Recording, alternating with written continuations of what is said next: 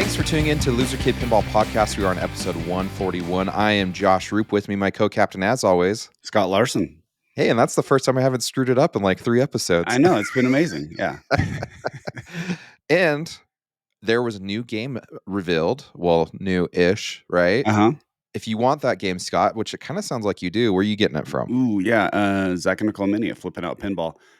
They've always been really good, and I'm really excited to talk about this game.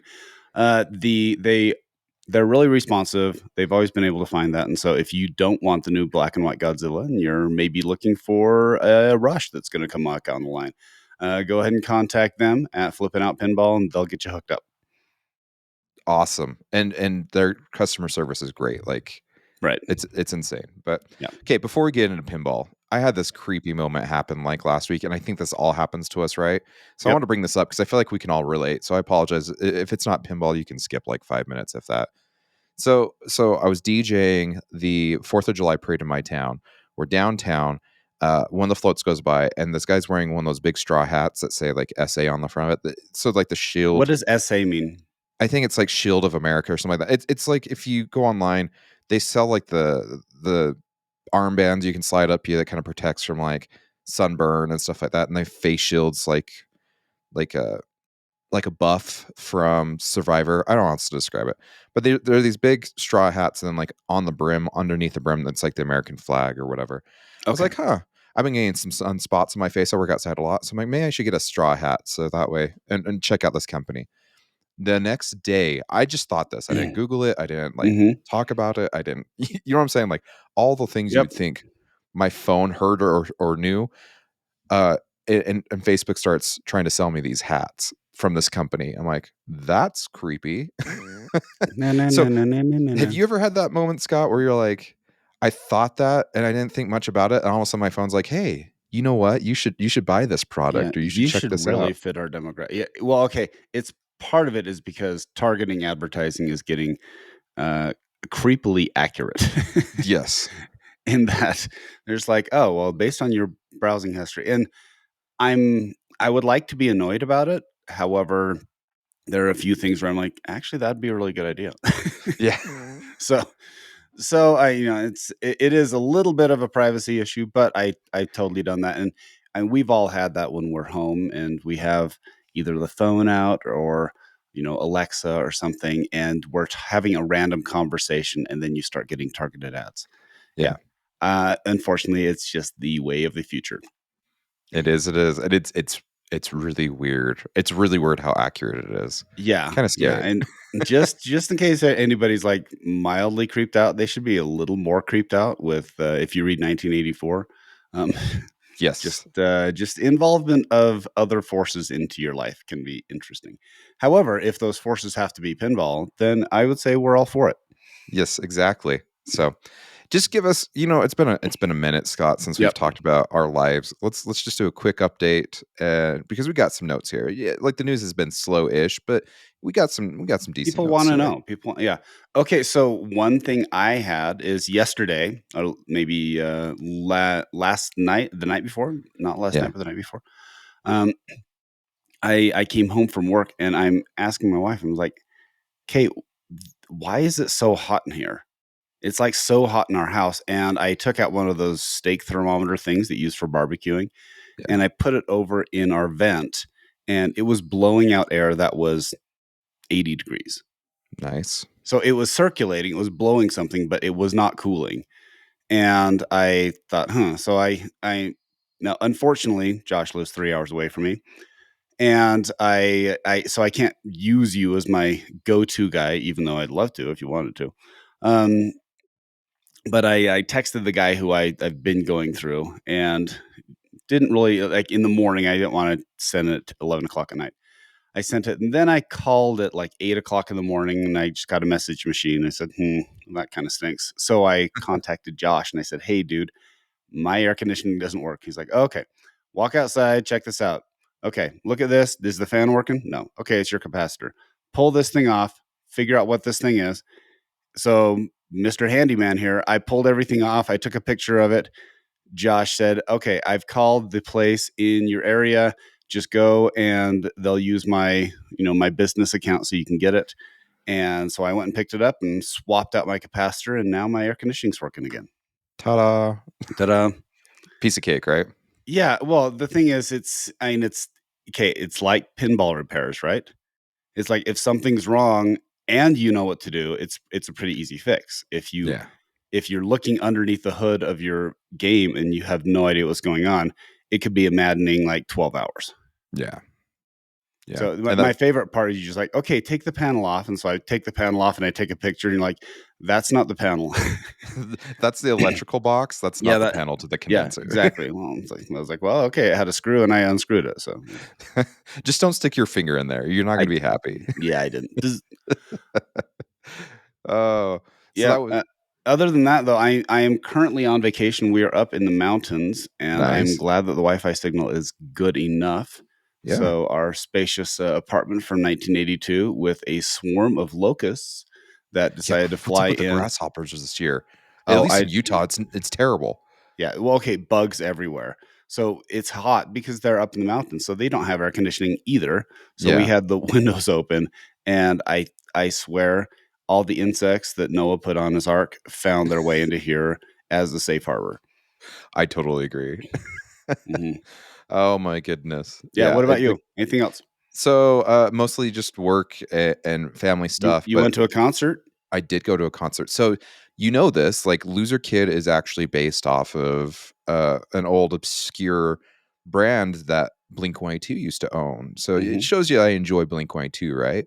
Mhm. So Thursday, Blink 182 was at the They were Delta in Center. town. They were in It was town at like a Salt match Lake. made in heaven. You showed So up with your so hat guess and yeah, guess what I did? yeah, I I know what went you to did. Hootie and the Blowfish. I lost the coin Hold toss. my hand. Exactly. Well, you had But Collective Soul who like stole the carpet from Papa and made a suit out of it. yeah, that suit, I honestly I would like that suit. That suit Mhm. was pretty It gnarly. was It's like it was a pretty solid awesome gold. suit, yeah. Yeah, yeah. Mhm. But it was interesting because, they played a lot of covers for a band that, is well recognized and whatnot. They played, like, Wait, Led Collective Soul Zeppelin. played a lot of covers? Oh, no, Or Collective Soul so Hootie did? Hootie did, but Collective Soul did do an AC/DC Dirty Deeds cover, and the main Okay. singer surprisingly sounds a lot like Brian from AC/DC. Like, when he tries to be AC/DC, like, they could just replace. Okay, Dirty Deeds, though, that song was Bon Scott. That was not Oh, was Brian. it? Oh, I thought it was Brian Adams. Brian didn't come on until Back in Black because Bon Ah. Scott died. Ah, okay. I Yeah. did you ever hear the story about Brian when he auditioned? I think I remember, like, when, Bon Scott was alive and he saw Brian, he'd be a good guy in the band, Yeah. So, and they were taking auditions for singers, and he came in the middle of singing, his appendix ruptured, and he fell on the ground, was jeez. still singing and, like, you know, convulsing and whatnot. They're like, "Man, this Mhm. guy's intense. He's, like, into it." And so he got Yeah. the job, but he went directly to the hospital after the auditions because his appendix ruptured. Wow. Well, he's been singing like his appendix is ruptured ever since. Exactly. So, but yeah, it was a good concert. It was not my first choice, but it was still a good concert. Okay, But it I was would funny say because like Hootie they does a good covered show. they do good Like, they do they a good they do show. good. Yeah. But who do They like I said, they covered like Led Zeppelin, yeah. REM. They did a mishmash of Notorious B.I.G. songs. Well, I know okay, like the pinball community is like clamoring for a rap album or a rap CD. Maybe go the Hootie way. They've been around since yeah. like '86, so you know that Mhm. like '80s is big with the pinball community. So maybe do a Hootie pin with them A covering Hootie Notorious B.I.G. singing Wu-Tang. Yeah, that'd be Yeah, good. Yeah, no, it was a yeah. good concert. I am I am a heretic when people talk about themes they would like in pinball, and every time they bring those themes up, I always bring up you're going to sell like 100 of those Yeah, because that is not a huge thing in the pinball marketplace of the people who buy. And I know that you're walking that fine line of do you only sell to the people who you always sell to, or do you find yeah. other people? I I do not see like a Wu Tang being a big deal, like Do you a big seller. Do you think like Beastie Boys would go over well? Because it's a good mishmash Better, of rock it'd be better. with rap. Yeah, you Yeah, got the it's old stuff like hmm uh, Brooklyn or No Sleep Till Brooklyn hmm and uh, Fight for Your Right to Party. But then if you hmm did newer stuff like Intergalactic and stuff like that, you get a good mishmash of rock and rap. So I don't know. It's I think that's a good starting point in my opinion. it If you're would gonna dip your certainly toe in be that pool. a more of a crossover Yeah. because you'd get more of the middle-aged white guy demographic. Yeah. And that's you have to at least sell enough. You don't only have to cater to the middle-aged white guys, but you have to sell enough to the middle-aged white guys because that's who are the majority of the buyers. Yeah. Yep. Sadly, Um, that's Beastie Boys, I've give it another never 10, 20 years. maybe, yeah. Beastie Boys, I've never totally figured out because they always. I know that they have a huge following and people love them, and I saw them 2009 Okay. when they were. It was like a big festival, and that was when the Police had a reunion. And Okay. so I went and I saw Beastie Boys and the Police, and I always felt that they were uh, they were a bunch of rich Jewish kids from New York who got together and made like a hip hop album, and it sold, which is just kind of funny. It just seems like it's totally non-intuitive considering all the rap that was being made at the time. Yeah. And but hey, it worked. It was definitely a mismatch of styles that connected with a lot of people. Yeah, I agree.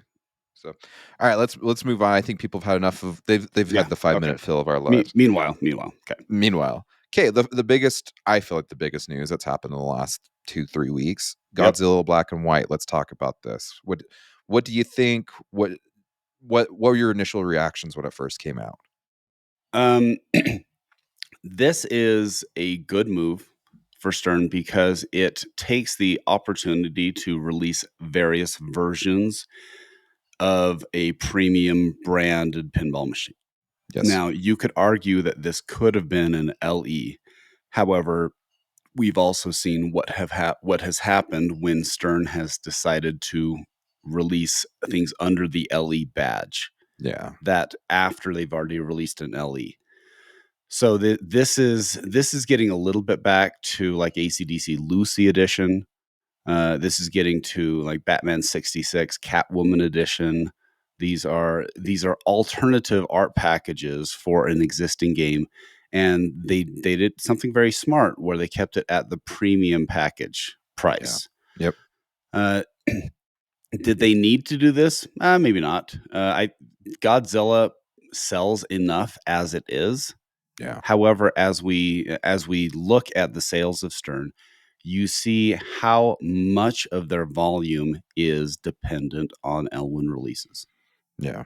So if they can find a way of squeezing a few more buyers, and I'm interested. My wife still prefers the color, so I don't know if I'll pull the trigger on it. However, my friend who just comes over and plays my Godzilla, who actually lived in Japan for a couple of years, he saw that and he said, "I want the black and white." Oh yeah. So this is Definitely. going to sell games. Oh yeah. And this It looks already has. Yeah. really cool. Looks really cool. So one thing I want to point out too, because you were talking about like Ellie and stuff like that. So if we can rewind back to 2023, Hmm. they did release a JP 30th. They released Hmm. a new Elvira 40th anniversary. That was an LE. Those are both LEs. But that was like the super LE, like the Yeah. Elvira was that was like a Bond 60 cash type grab. Yeah. So my assumption is they have some of these in their back pocket ready to go when a game is not selling as well as they had hoped. Because if Right. you watched, like when those both dropped was shortly after Venom. Like Venom had Yep. only been out a month, and that's the first thing I thought was like, you only have Venom out for a month. Like you're dropping Jurassic Park 30th. Like you're kind of taking the wind out of the sails of Venom sales, but maybe Uh, it wasn't okay. selling well enough Are either. they taking the wind out? I don't know. They're keeping the line moving. Okay, that's my point. My Yeah. point is Stern is number one a pinball manufacturer. Correct. So they are quite tuned in, and any manufacturer will do this. They're Yeah. quite tuned in on what is selling at the time. And this was Williams, right? Yeah. Williams, they would manufacture and say, well, we just need to keep the line going. And so if the demand is dropping off for this game, we need to pivot to the next game. Yeah. And they know that there are going to be ebbs and flows in the sales department. So moving on to a different theme that will keep the line moving is a very smart idea. Yeah. And I believe you're right that they have a few of these in their pocket that they can say, hey, we didn't sell as much as we could have on this. Yeah. So let's move to that. So, and I think the problem though last year that I don't know if many people saw it in the forefront, but we had heard in the background, LE buyers were kind of getting their pitchforks out because Yeah, you're they selling were. LE product that was already kind of guaranteed to a limited number. Now you're essentially doubling that number Yep. for even though it's a different edition. And so the thing is like you want to keep your LE buyers happy. They're your Hmm. upfront. They're essentially your pre-order money, which it's not technically pre-order because you're getting your game within like a month, right? Right, but they're a high-end, highly interested group Correct. And who they're are willing to pay, really, my take is they're willing to overpay for a product to get the exclusivity. yep. And so my assumption here is because as we fast forward and we go to this Japanese black and white version, we Mhm. do notice that it's all the LE artwork. It is. Like the cabinet has been mirrored, so it's like, but it's pretty much the same except for Godzilla's name has been removed with a Japanese name put on. Mhm. It's all black and white. My thought is they were already planning on releasing this as an LE, but after what happened in 2023, I bet they already had like Zombie Yeti already had this all done, and they're like, you know what, we're just going to release this as a premium and market as a premium, and just because they didn't want Yeah. more pitchforks, and in my opinion, it works out better for Stern anyway because then the premium like this they get more longevity out of this release as well. You can re-release it, and like Gomez said in the video, is like we will keep producing these as we have a demand for them. So, because some people brought up like it's kind of weird that you use the LE artwork, and me personally, I can't like confirm or deny, and Stern's never going to say yes or no. But No. my thought is this was originally supposed to be an LE release, but after the pitchforks came out last year, they're like, you know what, we'll call it a premium. So I think this is still going to happen going forward, but. My suggestion is if you're going to do more of these, don't use the LE artwork for a premium package. You know what I'm saying? I don't see it as being a big deal. The LE artwork versus the premium artwork. Um, you could be right. This was a possibility for that. I'm not sure how far back. So when did the JP30 come out? August of 2023. Okay, so it was last year. Yeah, and Venom came out in July, so it was Yeah. literally like a month later. I did my research. I did Well, it you this time. did. Good job. I'm on vacation, so I'm just shooting from the hip. When was Godzilla released? Oh, of course you're going to ask me a question that I don't know the answer to just right. I want to Hmm. say it was 20 March of 21. Okay, so it's been 3 years. Um, yeah, I'm just wondering, was it possible that because they have done these alternative packages with under the premium banner before. Yeah, like Catwoman. Yeah, Catwoman and AC/DC. But that is you do bring up a good point that maybe they originally thought, hey, we could do this as another LE. But they also, because you're right, because of the pitchforks, they basically released a statement saying we are no longer releasing additional LEs. If we do alternative art packages, it will be under the premium banner. Yeah. So I just looked it up. It wasn't March 2021. It was September 2021. So I was Okay. only 5 months No, off. that's pretty good. Yeah, you Pretty rewound a good, few Paul. releases. Yeah. The one thing to consider about these releases, though, is sorry, You're good. bug flew in my mouth. Uh, the one thing to consider about these things, though, is that these are great options. The one thing that Stern is doing that I would argue other companies are not doing as well, and the main things that I could compare it to is something like Chicago Gaming Company. Okay, Yeah. now you can look at.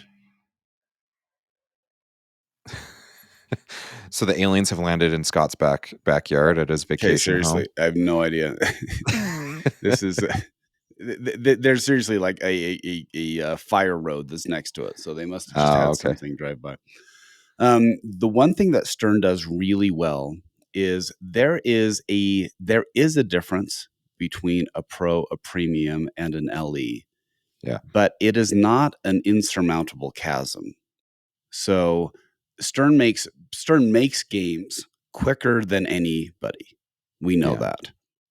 The downside of Chicago Gaming Company is they have created a gulf between their LE version and their special edition or whatever Yeah. that is way bigger than what a premium to an LE for Stern is. And in many ways, it's kind of dropped off the market for anything other than their LE. Yeah. So if you, and it's a they need to figure out a way of being able to make a lot of good versions of the game that don't feel like a second class version of the game, because I don't feel a premium Stern is a second class version of the game. Do Yeah. you? No, I don't think so. But when you look at like an Attack from Mars special edition, you are very aware that it is not the same as the LE. Yeah, it's true. So finding that balance of, okay, this is an alternative presentation of the same product. Stern's actually really good at finding ways of doing that. Yeah. And this is a great looking art package. I still like the color, Yeah. but I can see how the black and white would really make an impact. What are Well, your thoughts on the black and white option? so honestly, I really like it. If it wasn't for the fact that I had all the Stumbler mods installed in my Godzilla along with a Pinwoofer set, and Mhm. my Godzilla wasn't all decked out, Mhm. I'd probably sell off my Godzilla to get the black and white. I just think it's that good looking. I think they did a Mhm. really good job with this. I like the black and white with the accents of red. It looks really good. I'm a fan of it. I Mhm. like the foil on the like. The foil looks great. Do you remember my Iron Man? Yeah. Yeah, the my Iron Man had the foil sides and it looked really good. Oh yeah, and that's the thing, and like Omid says, like you've got to see it to believe it, kind of thing. Yeah, Mhm. like if you looked at this project, like, seriously, see one in person, you go, oh yeah, like, and that's what I like. I mean, this is a premium product, so Yep. yeah. So overall, I think this was a very smart move, and it kind of leads me into we're talking about how Stern always has something in their back pocket. It sounds like they just renewed the license for Rush, and they might be Mhm. running those. They said they're going to run more of those. Do you see this coming? You know what? Yes, actually. And I know that sounds weird because Rush is, by all admission, Rush is a niche band. Okay. And it was probably more of a passion project for John Borg and maybe Lyman Sheets because they were huge fans of Rush. And I'm a huge fan of Rush. So I appreciate that they made it. However, they didn't really make that many of them No, they didn't. before they moved on. And so they had Rush and okay, what was the next game that came out? After Rush? That is a Yeah. great question. You keep talking about it, I'll pull it up. How about Yeah, that? I'm sorry because we had Godzilla and then Rush was after Godzilla Which is weird because like and Rush won like Game of the Year too, and then they're like, okay, and but by the way, we stopped making well, them. but it was also a weird year where it was a pandemic time and Bond so they came were out after Rush, okay, and and Bond you didn't would come out till like argue October, and okay, Rush but was like almost you January. yes, but it was still during these they were still under a lot of these restrictions. And True. they Well, were no, this is it's 2022. yeah, still they were still trying to bounce back because there was a while where they were only releasing 2 games.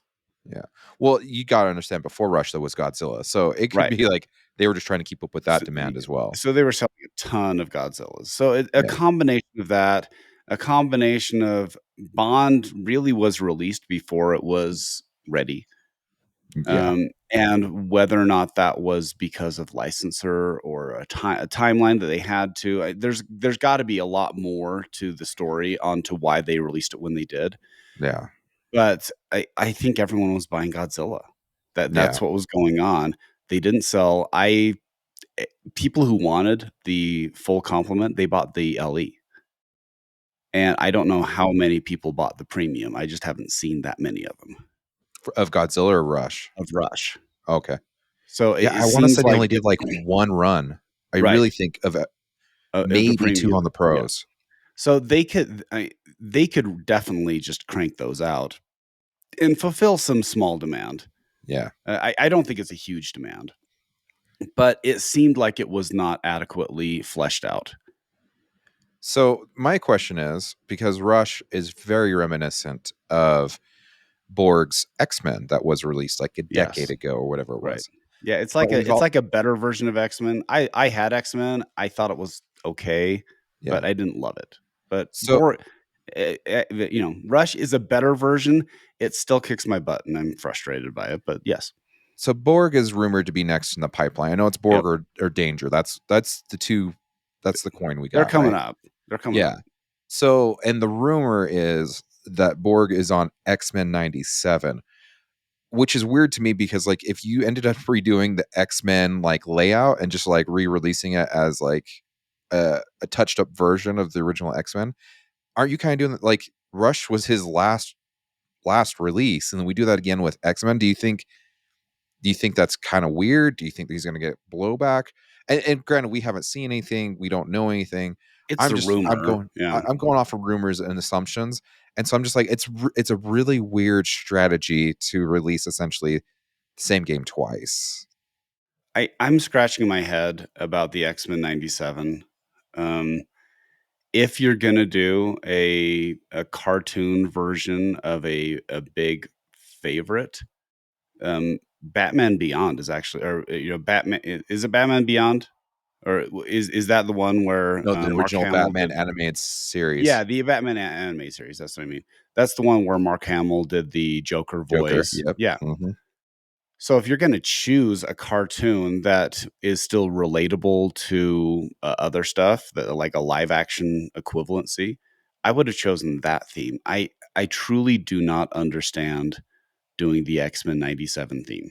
Yeah.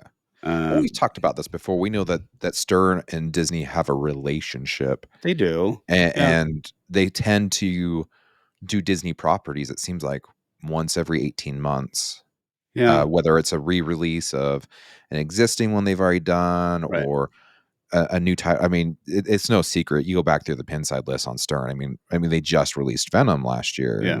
and well, we're talking X-Men. They've obviously done that, and Star Wars is a Disney property, and Avengers, Infinity Quest, and Okay. Is this possible a head fake though? it's a Is this possible a possibility. head fake in that they have leaked out that it's X-Men 96 or whatever it is. 97. So 97. the Okay. original X-Men series went for like 97. 5 years in the 90s, and this is picking right up from the 90s series. Okay.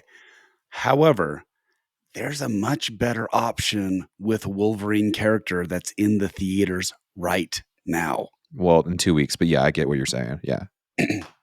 And there's a much better option. And having a Deadpool Wolverine, I get that. Yes, 100%. And if this is being pushed by Disney, imagine having a Wolverine Deadpool, and you get Ryan Reynolds doing some cameo teaser for it.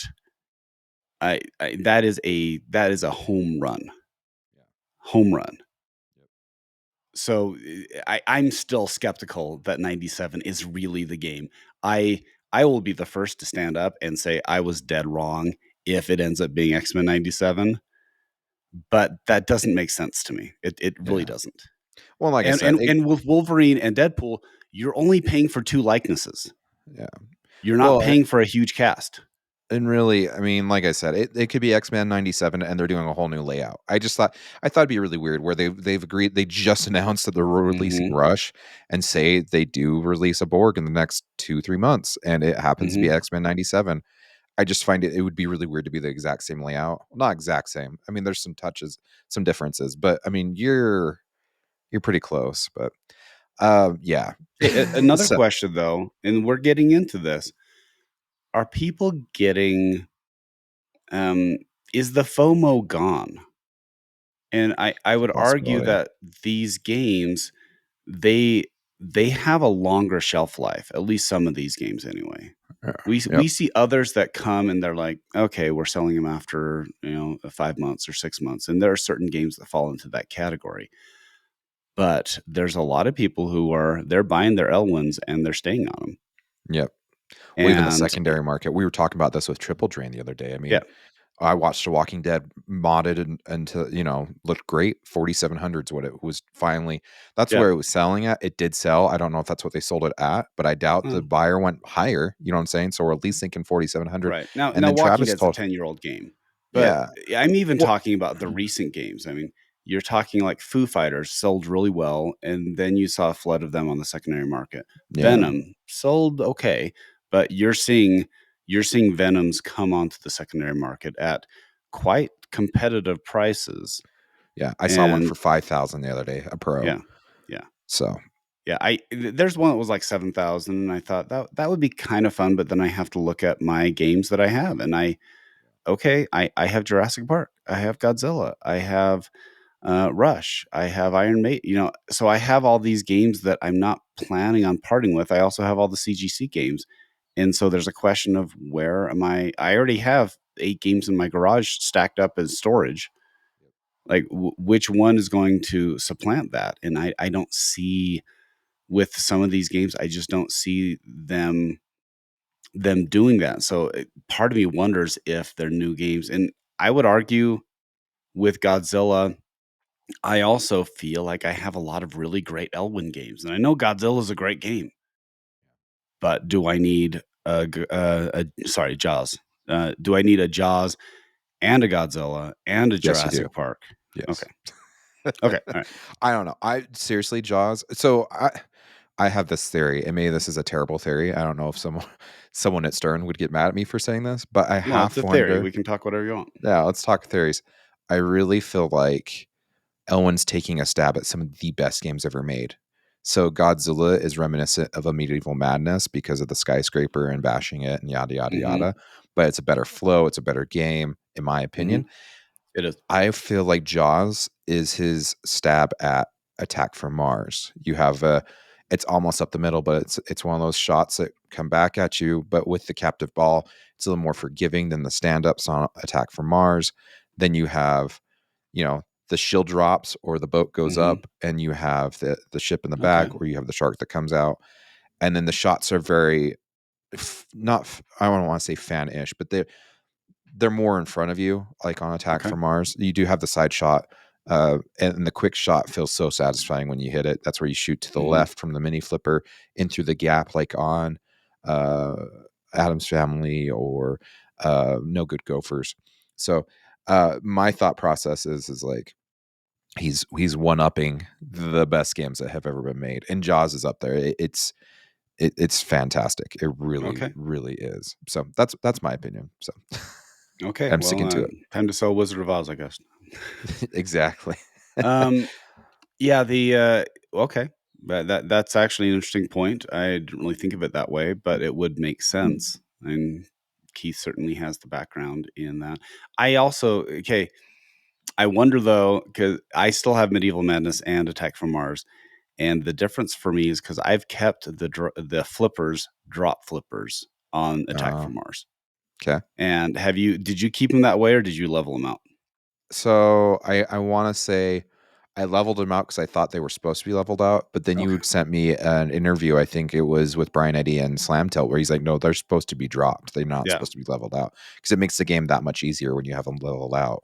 I see. Yeah, So it is, and actually, it's hard for me to go back and because I have Medieval Madness and Tech from Mars next to each other, and I yeah, have to recalibrate because the shots aren't where you think they are after you've done Medieval Madness, yep, because they're in your traditional fan areas, and with Attack from Mars, you really have to trap up a little bit because those shots up the middle are kind of hard, and you end up getting a lot more side to side action. And we didn't bring this up, but in John Wick they're drop flippers too.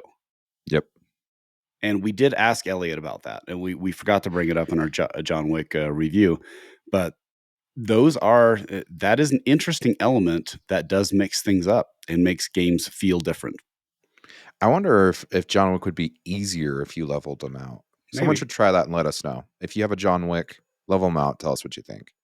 So, because that game's pretty hard as is. it So, is. It is. And my friend is just moving, and he has his LE boxed up, so I will get more time on it now.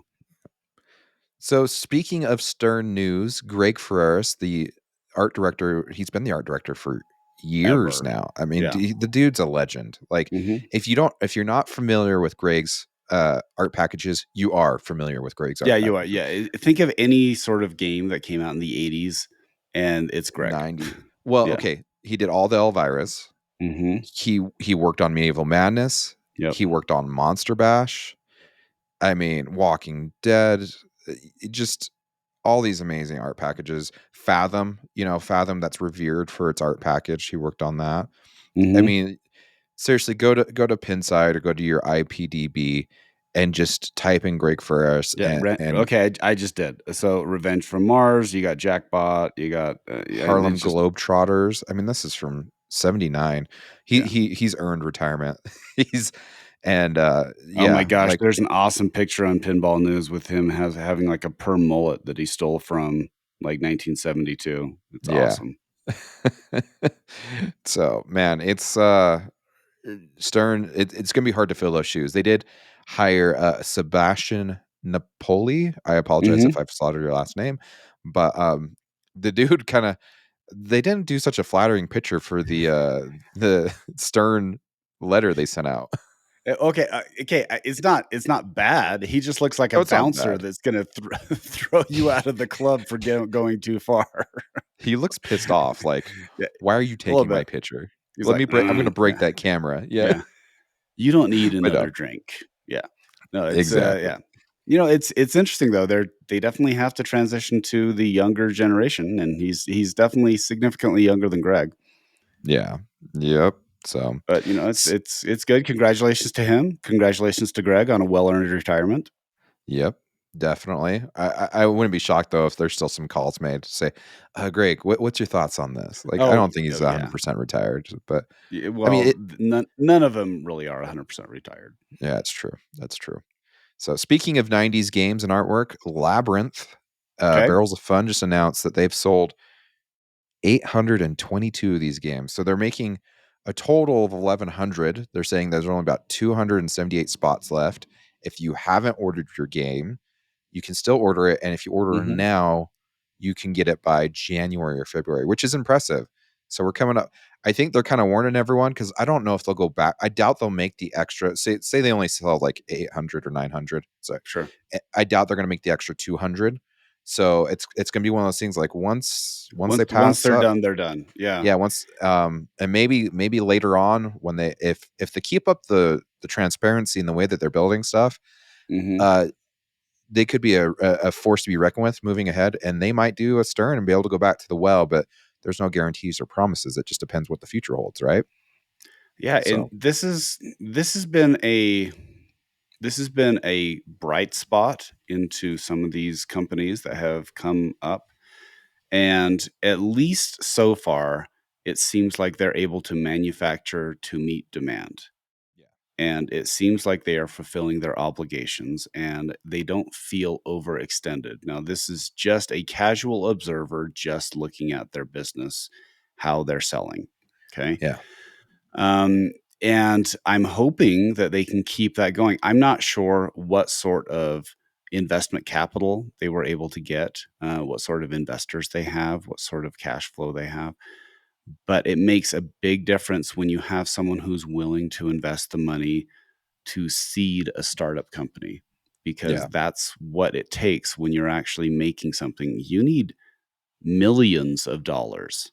yeah, This is not a garage. Okay, you could argue Spooky was a little more of a garage company, but for the most part, it takes millions of dollars to get a product off the line and you can start selling them to recouping that price.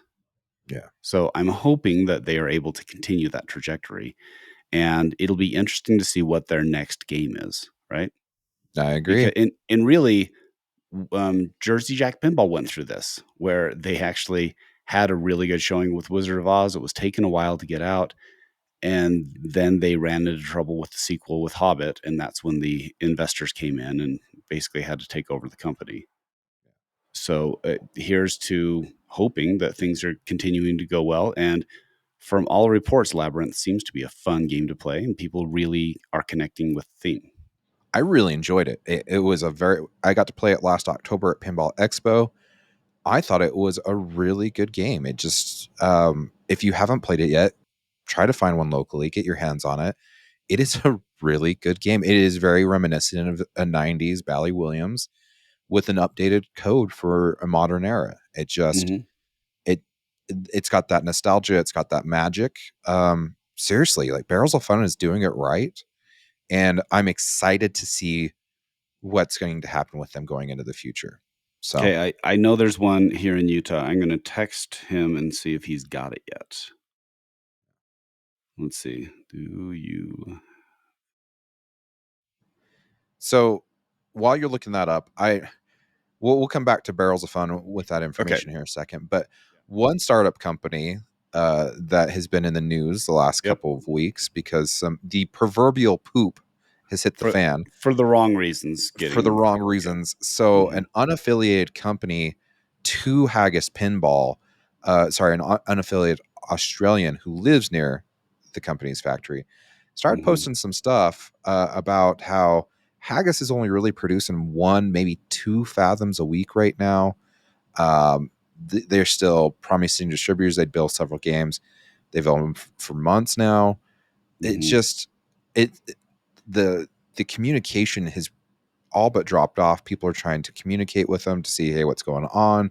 People paid in full year plus ago. Mhm. Things are starting to look bad. And I feel bad for a couple different people. So, like, I know Zach Many went and talked about his affiliation with Haggis because he's the only distributor in America, if I remember I think so, correctly. yeah. Mhm. And so he's had some issues because, they didn't build all the fathoms when they said they're going to start making Centaur. And Zach had promised, if you put a deposit down, if Haggis goes under, I will pay you back your deposit, which is $1,000. Which, by the way, Zach doesn't have Yeah, because Haggis has the deposit. That's yep, what a deposit is. You are sending the deposit to the company as a yeah, request to buy that, and it's a yeah, commitment. So Zach is really the pass through on this one. yeah. So it makes me wonder what's going on. I know that we've reached out personally to Haggis to do an interview. Um, and we were redirected, and it's our fault. We never followed back up. Um, I mean, Damien really, it's hard because I think what their thorn in their side has been was they were super transparent when they first came out, and now it's just crickets, right? Like there's no one knows what's going on. I'm hearing very mixed reviews on the product that's being received. We know we have personal friends that have bought Haggis product and they loved it, and the quality's been great. But I'm also hearing people that we know that have received a Fathom game and the Mhm. playful warp, or And there's yeah, there's some bad quality things. issues there. It just it doesn't make any sense, like, in my opinion. Like, I Well, get, like, there's not gonna be 100% everything's perfect every time it comes out the factory, right? actually, it does make sense. Okay, It makes sense enlighten me. in that this is a company that is struggling and is barely keeping their nose above water. Yeah, And it's all the hallmarks of what happens when a company goes through crisis. They they promise timelines and they just blow right through them. yeah, They when they produce something, it is not to a standard that people expect, and we have seen this before. This feels very much like this. It definitely feels like the Big Lebowski thing, yeah, with where it Dutch, was yep, like a game, and then it just. I'm shocked that Big Lebowski has been able to keep going and keep it, in different versions of things, because it was the, hey, we're going to do the the pinbot 2.0, or all these different versions to raise money because they ran out. yeah, Any company has standard operating costs. So just think of this: in your home, you every month you are paying your mortgage, you're paying your health insurance, you're paying electricity, you're paying all those things. And so those, you have to at least make that money to keep your home operational, right? yep, yep, And the only way for a business to do that is, one, have angel investors who are okay with funding that cost, or you can do it by selling games. Yeah. So they are, and we have seen this with other companies too. American Pinball, from my point of view, is in the same category where they're not selling enough to qualify under self-sufficiency. Yeah. And so there has to be someone who's paying those bills. Well, and I listened to Eclectic Gamers because Dennis gave some more insight as well. But Mhm. these fathoms were all supposed to be done by the end of 2023. Yeah. That's not a great sign. It Mm-mm. just here's the thing. We've talked about this before. We've talked about it with Deeproot. We've talked about it with these startup companies. If Mhm. you feel comfortable investing your money into these companies, Right. with it, like it's like gambling. It literally is like gambling. If It's a you're total comfortable, risk. It's a yeah, total risk. Yes. if you're fine putting your $1,000 on the table at the blackjack table, knowing that you're going to lose it more, if you go in with the mindset like I'm probably going to lose this, but if it's fulfilled or if I make my bet and I Mhm. win, then awesome. And so uh I get the people that have got these products and whatnot, and they're not happy with the product itself.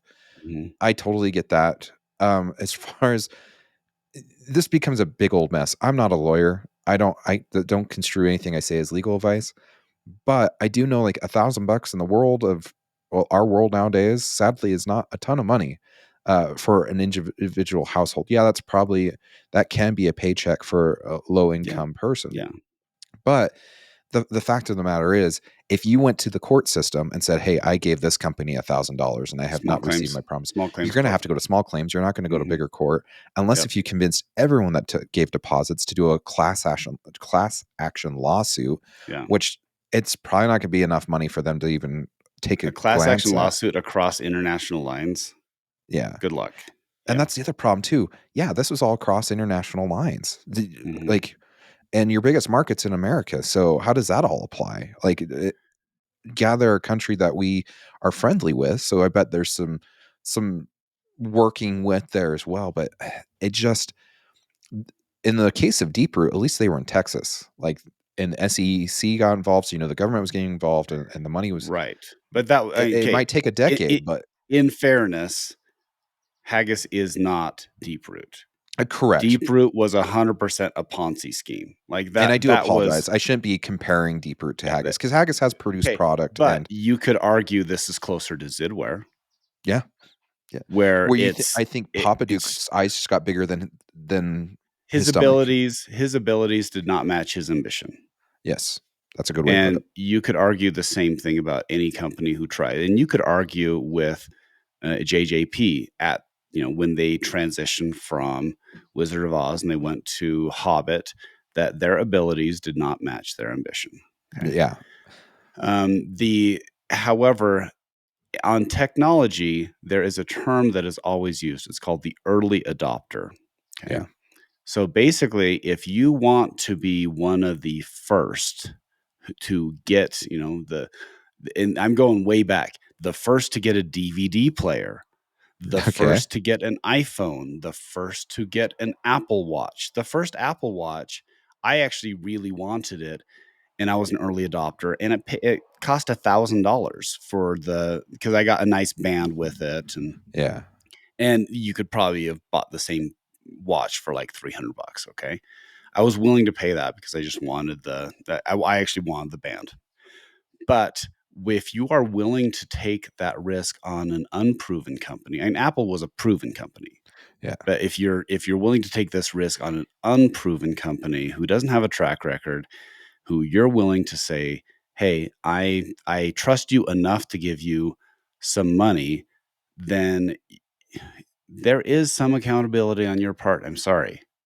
There's some accountability to say that this was something that you either should have done more research on, or you should have said, I'm going to wait.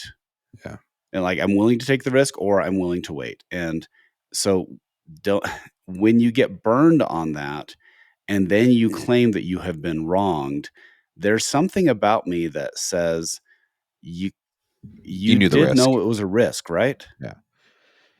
And I And think oh, and go ahead. sadly, well, I was just saying sadly, there were people who were going after, and I know this is, I'm just going to refer you to Zach's talk on the Pinball Show, Yeah. where he's the distributor, and he had, the Pinside mob came after him and was talking about, well, they should do this.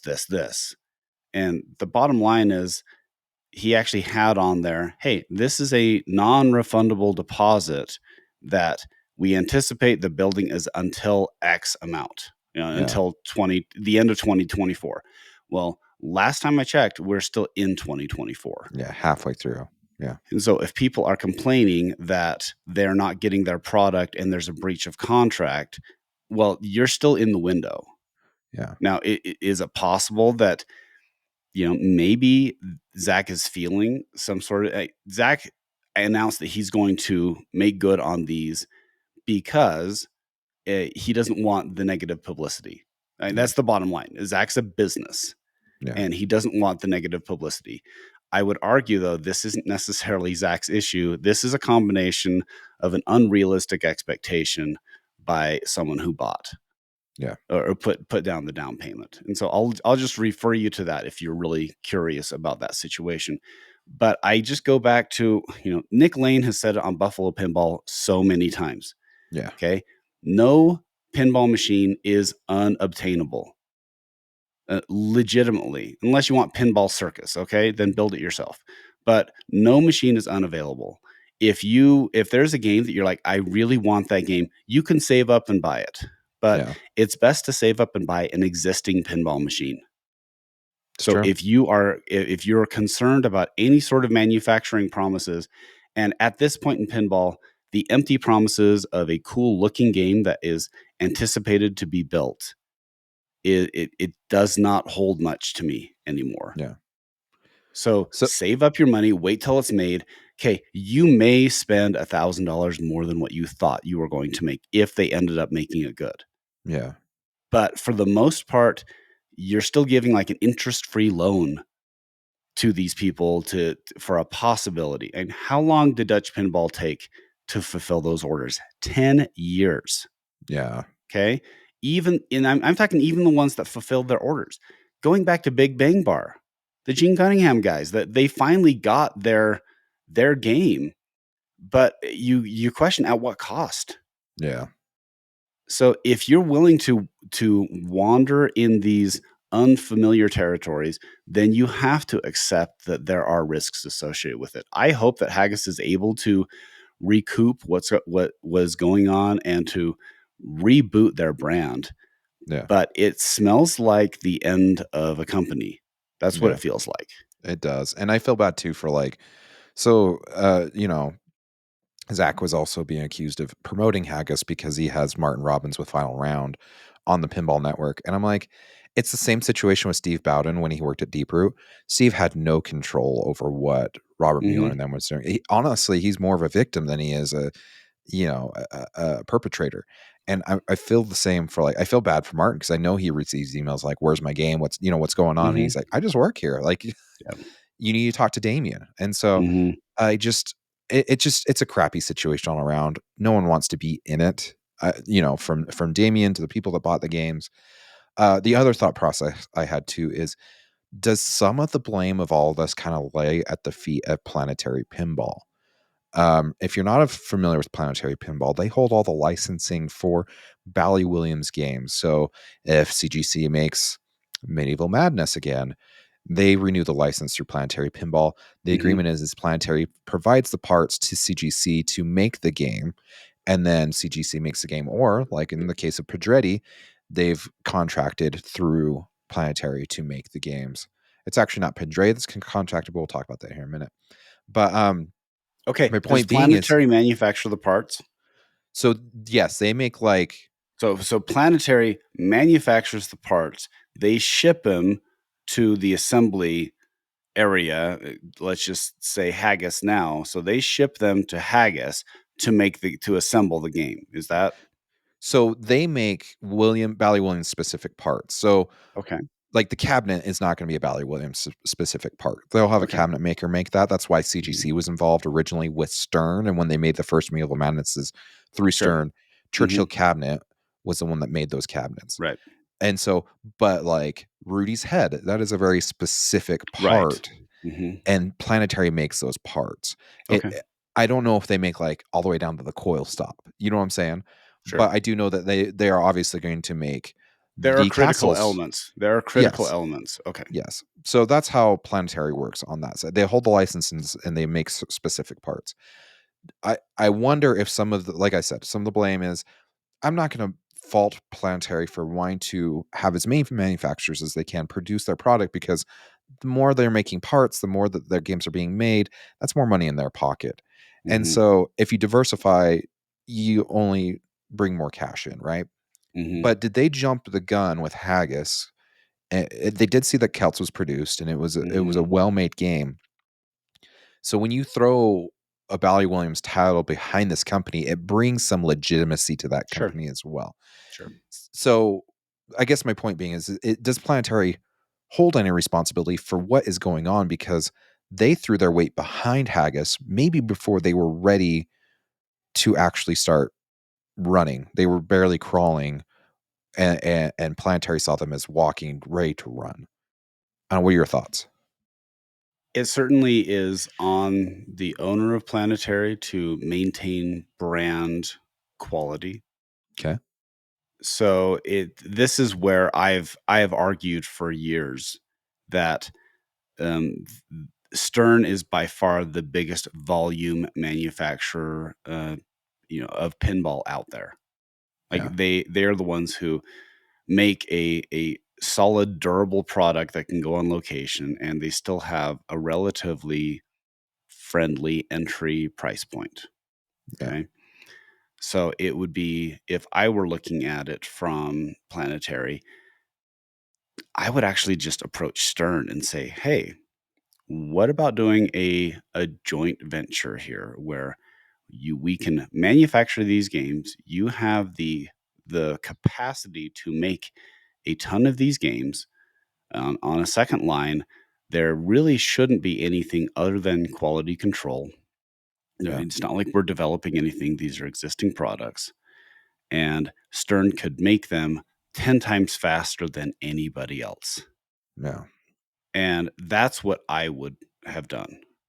However, with businesses, a lot of times you try to leverage an advantage for you. And this is me totally speculating, but theorizing that Planetary approached Stern and said, "Would you be interested in this?" Stern would say, "Yes. However, this is what we are going to pay you for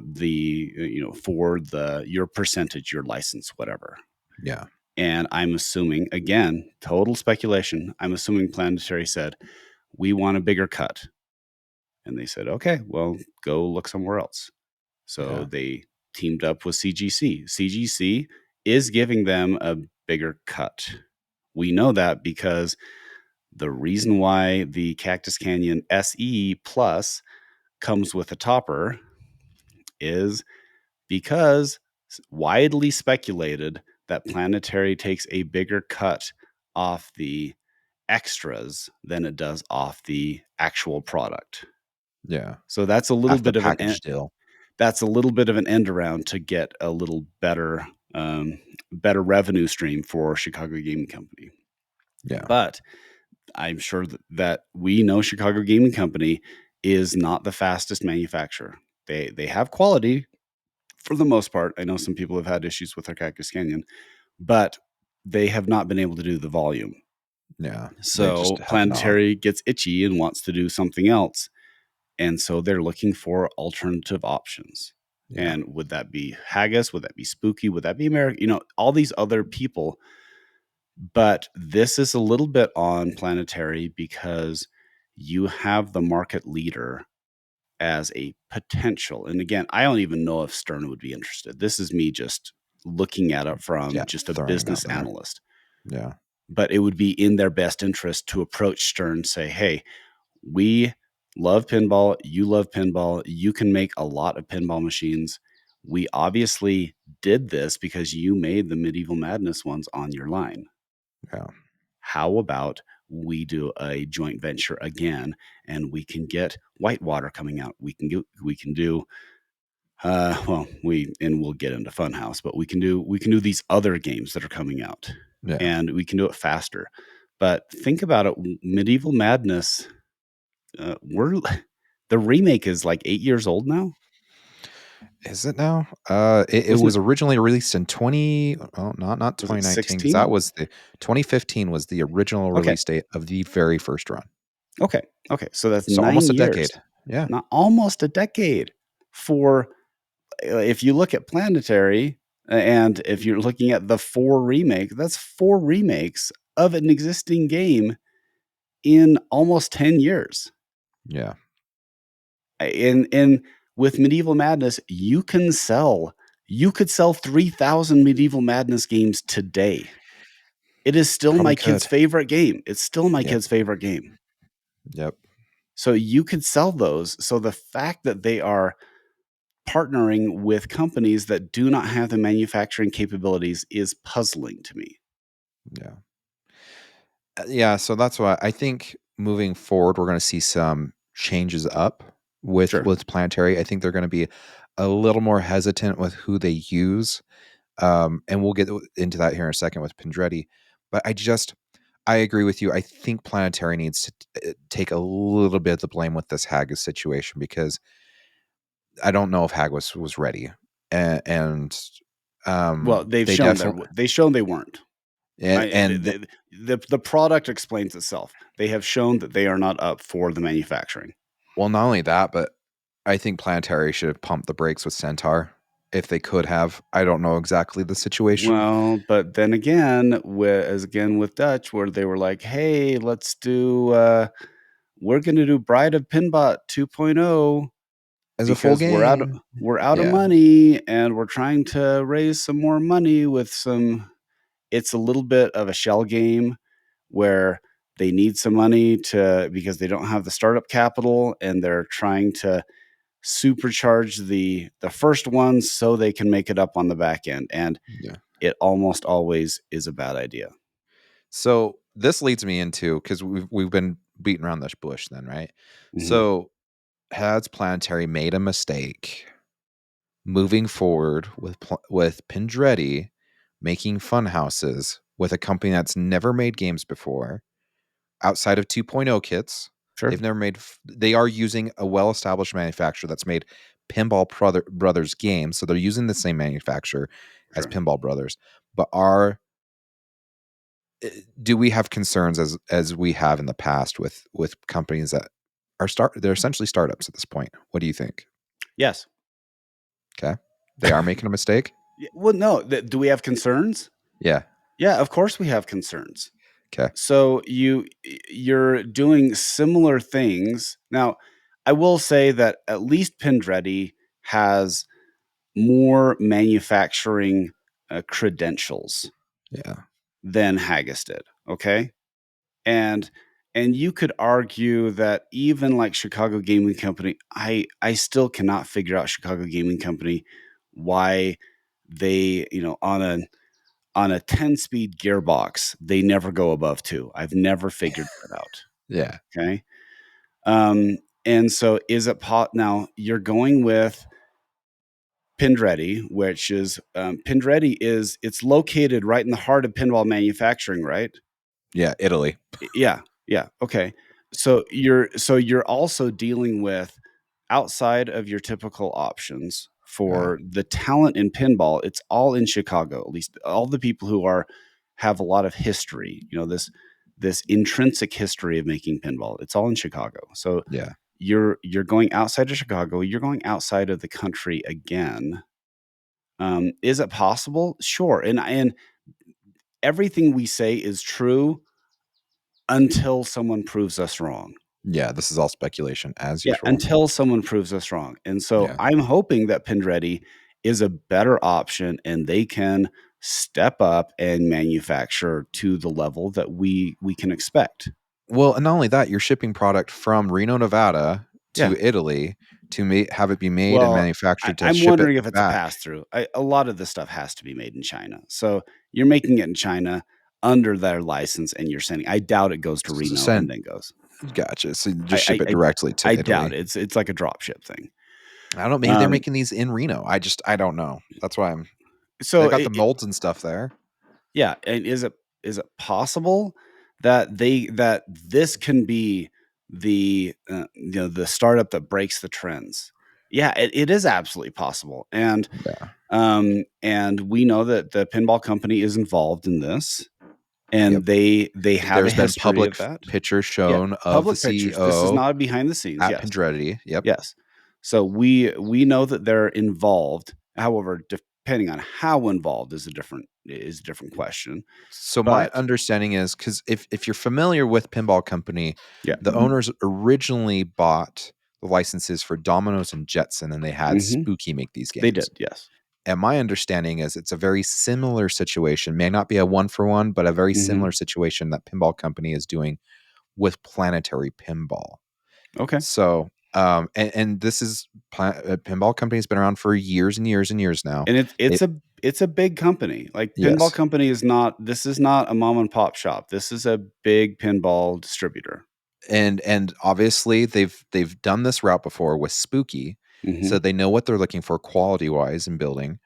My assumption is if the CEO was seen over in Italy Right. with fun houses and the people making them, I'm Yeah. assuming he's going to be has been to the manufacturing warehouse before and saw the At least quality. looking at it. Right. Yeah, and So so that's where go I'm trying to get to is I think there's a little less stress once you realize that like there's actually some people, there's some overwatchers on this one. It's not just Pendretti making these games and shipping them out. There's a quality check that's going on with people that have done this before. Yeah, and when I say that, should we be concerned? And my statement was just yes. Yeah, The only reason why I say yes is because we still don't know, right? yeah, We still have yet to have one of these companies that rises up and can rival Stern in production. And you could argue, okay, I intentionally left JJP out. JJP yeah, is probably solidly in the second group. Like there's Stern, who's volume, and then you yeah, have a lot of solid manufacturers making a good amount, and really JJP's probably the top of that list yeah, of making a solid game and still able to produce it in volume. Not the same volume, but you can produce it in volume. So that could be another option. But JJP seems to be more interested in kind of a slightly more expensive boutique game. yeah, That seems to be their route.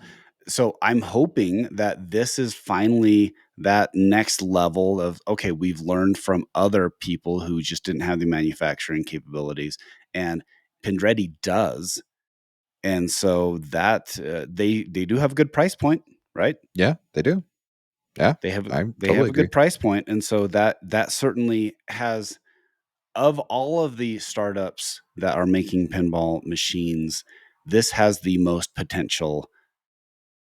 I wouldn't say by far, but probably equivalent to like Barrels of Fun. Yeah, Like they right now they seem to have been they have the potential uh, of being solid. yeah, I agree. I'm excited for the future for Pendretti and what it holds with these because Funhouse is the first in a pipeline, right? And I assume Yeah, if it this has to be. goes Yeah. well and it's going super well, I assume that there's going to be more Bally Williams remakes coming out of them. Sure. So it's going to be interesting. The future is going to be it's bright, but hmm like we've talked about this whole episode. It's kind of like a roller coaster of like you've got Stern that's very reliable. Like the biggest complaint is, and we hear it, I've heard it for the hmm decade I've been in this hobby. Played Phil dimpling. Well, you've got a metal ball and wood. What are you gonna do? And actually, George Gomez, who is a total superstar, someone had posted that, and he actually replied with a detailed analysis of it's a hardness rating. This is the hardness, even like with mathematical stuff. Yeah, This, this is a ball. This is wood. This is what happens to every single pinball machine that's ever been made. yeah, And in Yeah, it it just seems kind of funny. Like, okay, build them out of plastic then, and then they'll shatter as opposed to dimple. Because Yeah, if if you don't, there's something about being pliable and malleable versus shattering, because that's what happens to glass, right? You can make it out of glass, there will be no dimpling, but if the ball hits it wrong, it'll pulverize it. exactly. Well, and honestly, lately, granted, Stern did have a playfill issue there for a little They bit, did, and they have, yeah, and I know that they like had ghosting, yeah. yeah, and I know Nick Lane had quite the rant on Buffalo, and more power to him, dude.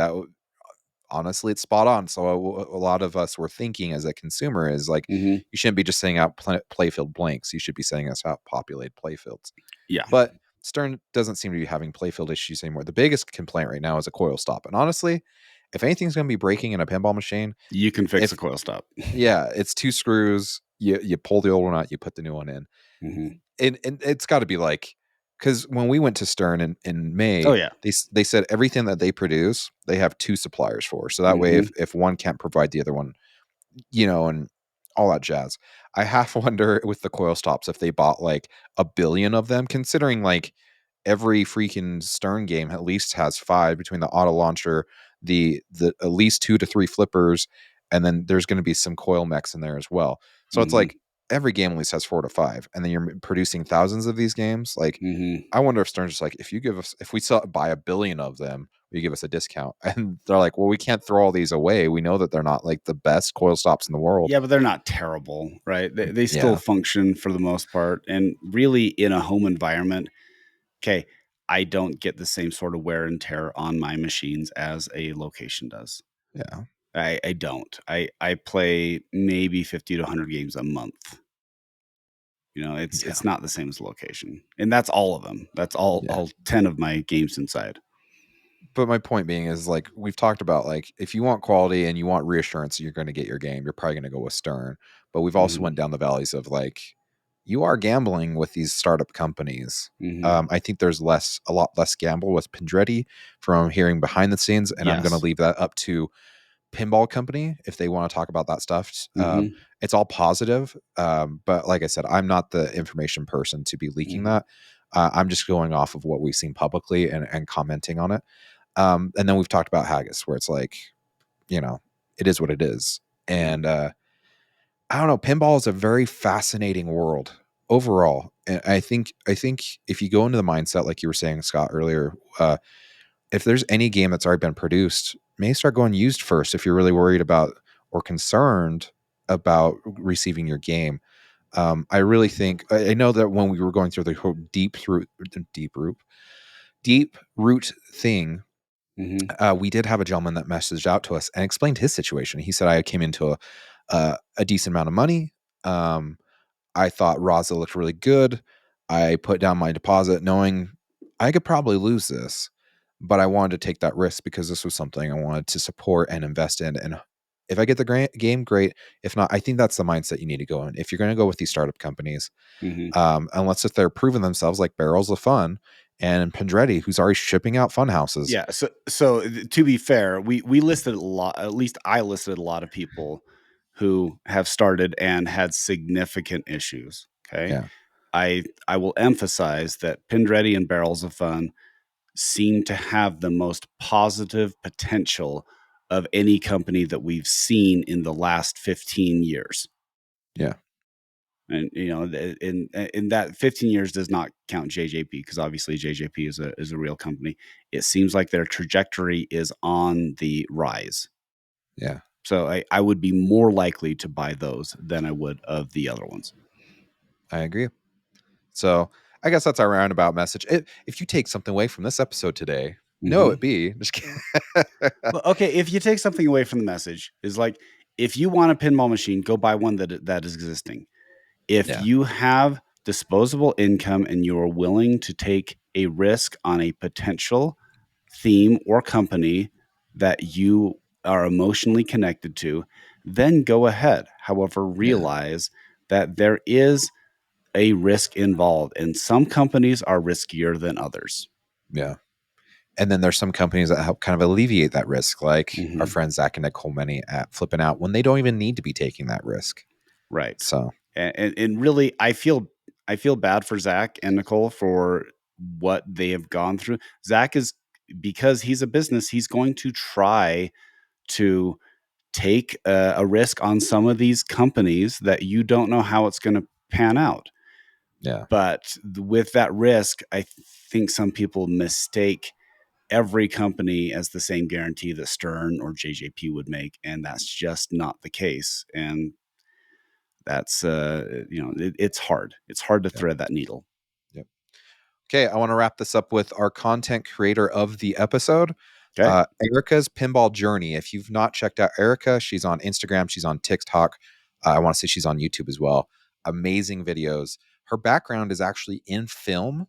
The way that we got to meet her was, I think it was Expo last year when she talked to me. It may have been before that, but Yeah, she said I met her at the Stern tour, but you saw her at Expo the year before.